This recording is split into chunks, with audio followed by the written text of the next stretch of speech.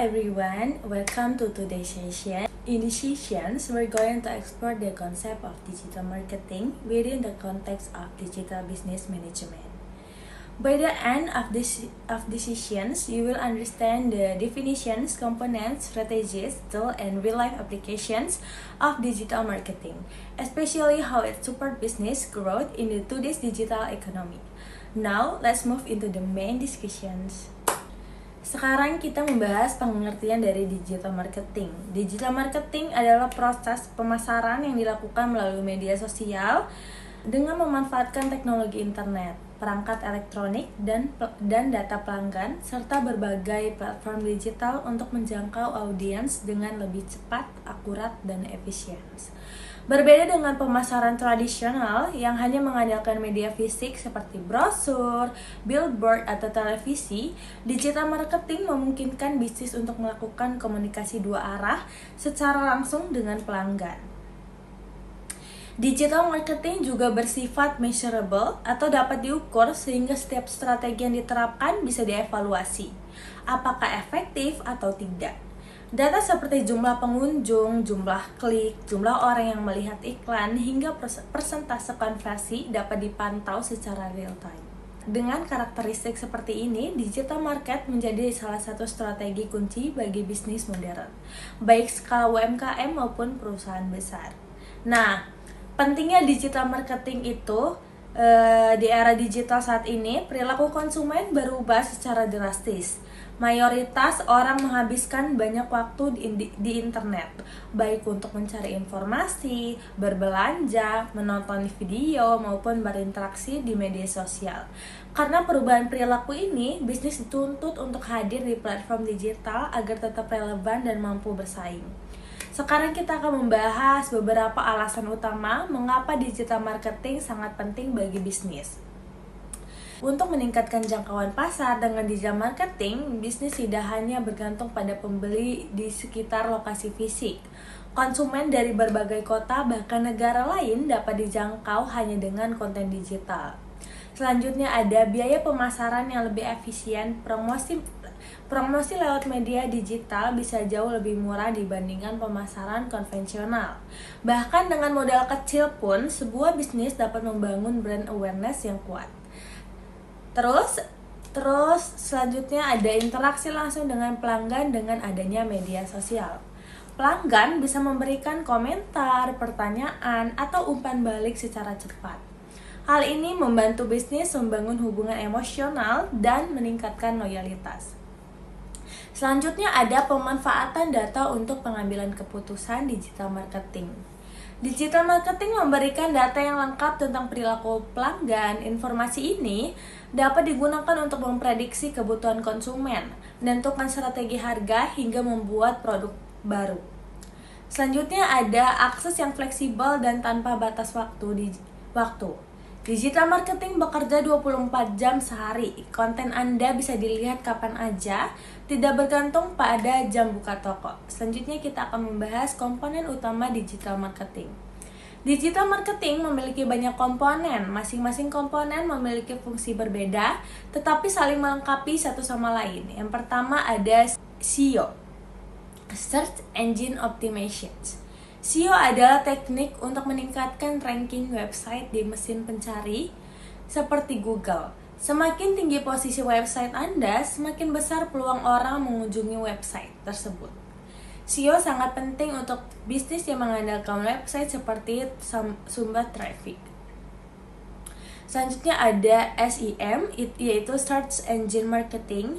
SEM adalah pemasaran berbayar melalui mesin pencari.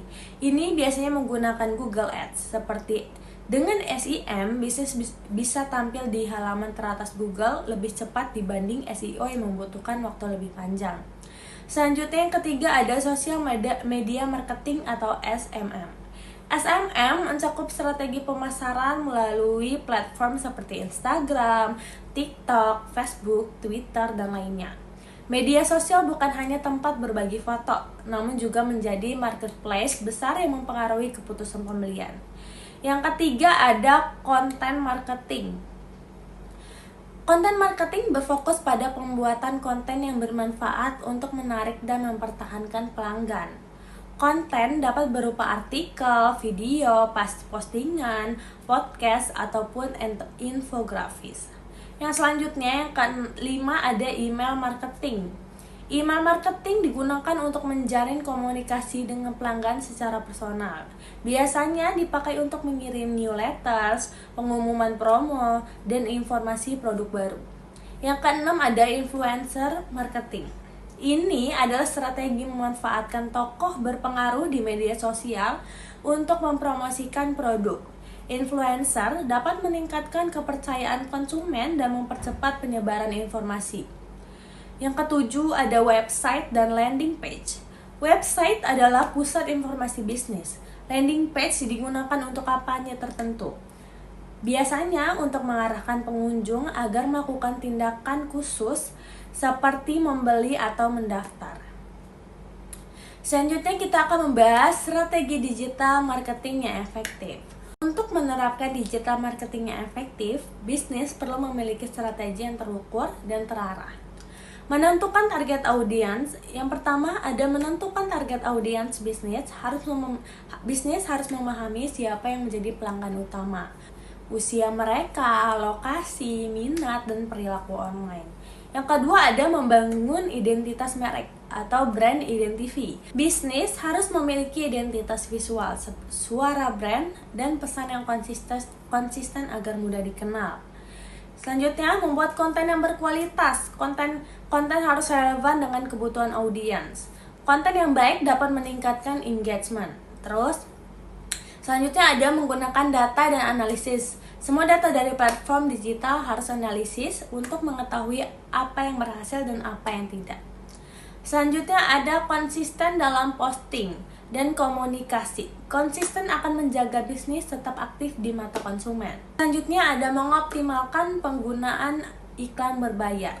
Iklan digital dapat memperluas jangkauan lebih cepat, terutama ketika bisnis baru memulai.